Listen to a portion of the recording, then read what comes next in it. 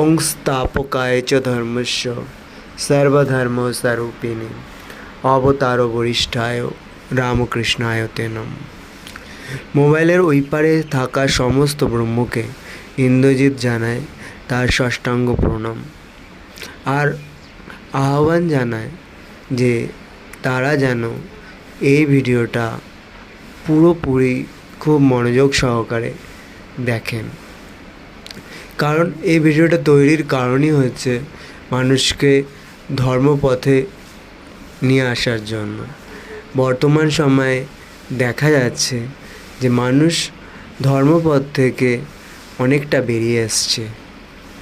তা ওই দিকে মুসলমান আছেন, না হিন্দু আছেন, না বৌদ্ধ আছেন, না খ্রিস্টান আছেন, না জৈন আছেন, ডাজ নট ম্যাটার।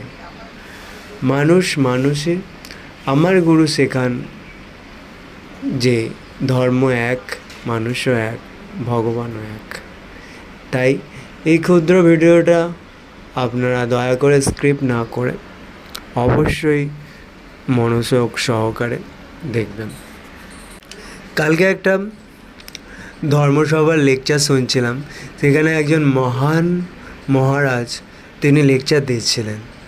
তো উনি লেকচার দেওয়ার সময় বলছিলেন যে ওনার এক ধর্ম ভাই, যার কাছে একজন শিষ্য দীক্ষা নিয়েছিলেন, তো উনি দীক্ষা নেওয়ার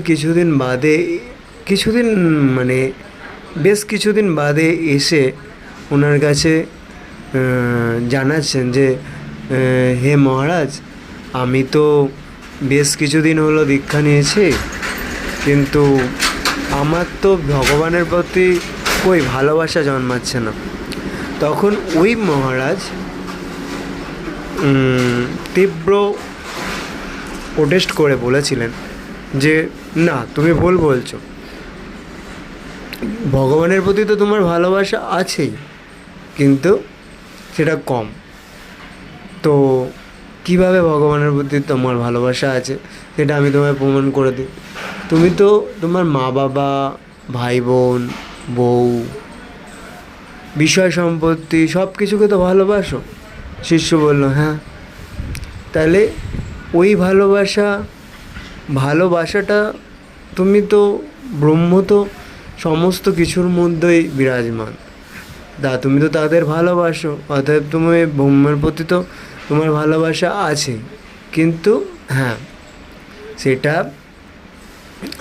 মানুষরূপী ব্রহ্ম, বিষয়রূপী ব্রহ্ম, তাকে ভালোবাসছো, কিন্তু নিরাকার ব্রহ্মকে তুমি ভালোবাসতে পারছো না।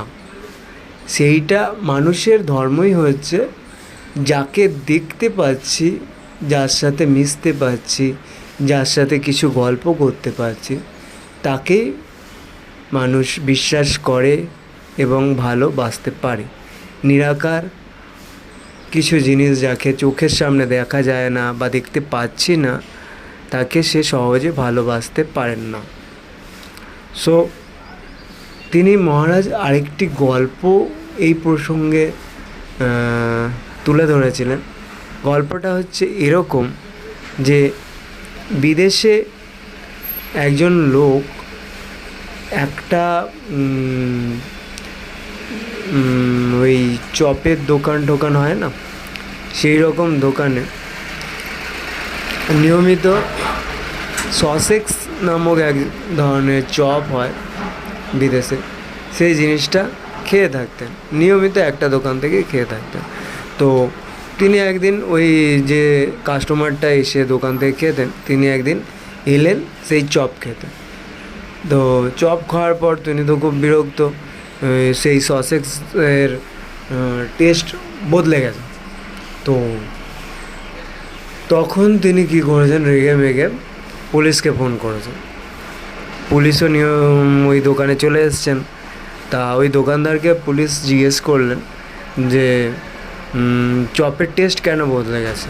তা দোকানদার খুব বুদ্ধিমানের সাথে বললেন যে হ্যাঁ, চপের টেস্ট বদলে গেছে, তার কারণ হচ্ছে যে খরগোশের মাংসের দাম বেড়ে গেছে, তাই অন্য মাংস দেওয়া হয়েছে।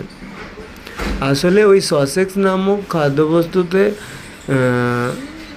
আপনার খরগোশের মাংস দিয়েই তৈরি করা হতো।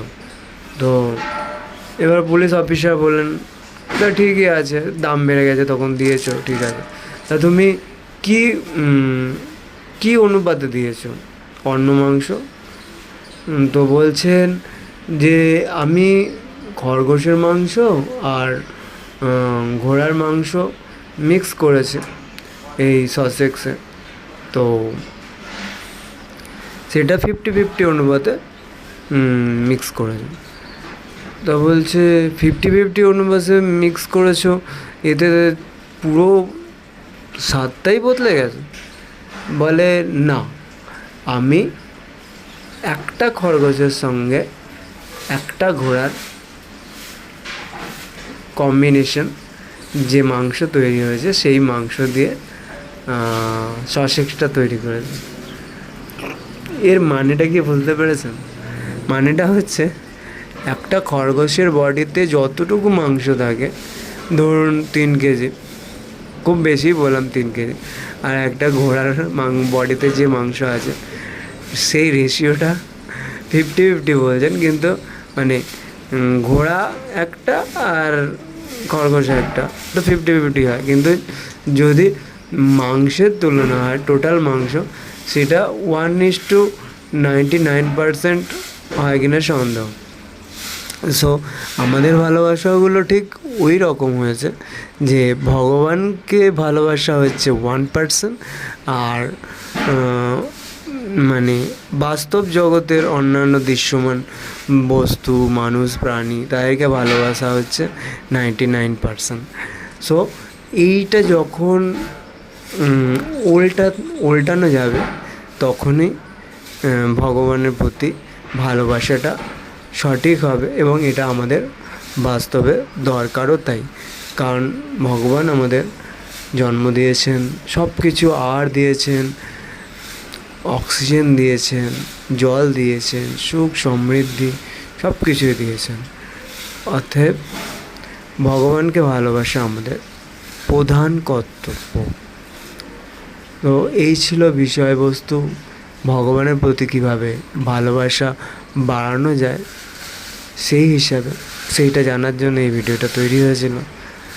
আশা করি ভিডিওর মানে আপনারা বুঝতে পেরেছেন এবং আপনাদের বাস্তব জীবনেও ভগবানের প্রতি ভালোবাসাটা বৃদ্ধি করার ক্রমে চেষ্টা করবেন।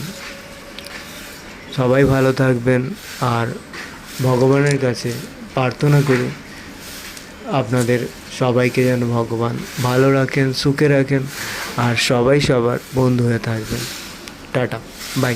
এতক্ষণ ভিডিওতে থাকার জন্য অসংখ্য ধন্যবাদ।